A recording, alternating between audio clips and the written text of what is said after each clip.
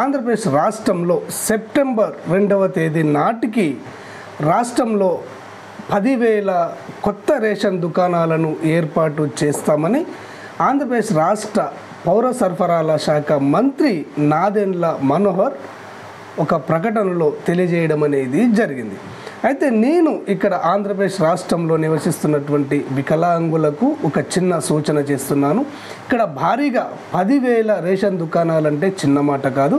ఈ 10,000 రేషన్ దుకాణాలలో వికలాంగులకు 5% రిజర్వేషన్ను కల్పించాలని అక్కడ ఉన్నటువంటి చంద్రబాబు నాయుడు గారికి మనమందరం కలిసి రిక్వెస్ట్ చేద్దాము.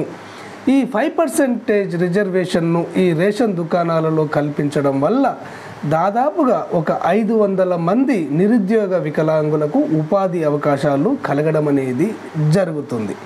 కాబట్టి తక్షణమే నేను ఈరోజే ముఖ్యమంత్రి నారా చంద్రబాబు నాయుడు గారికి ట్విట్టర్ ద్వారా వారికి విజ్ఞప్తి చేయడం అనేది జరుగుతుంది.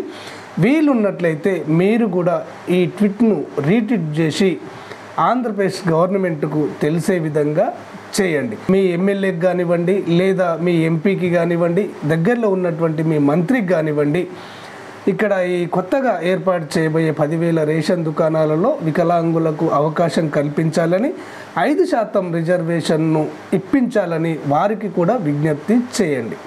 ఓకే ఫ్రెండ్స్, క్లారిటీగా అర్థమైంది అనుకుంటాను. ఈ వీడియో మీకు నచ్చినట్లయితే అంతర్నేత్ర ఛానల్ను సబ్స్క్రైబ్ చేసుకోండి. ధన్యవాదాలు.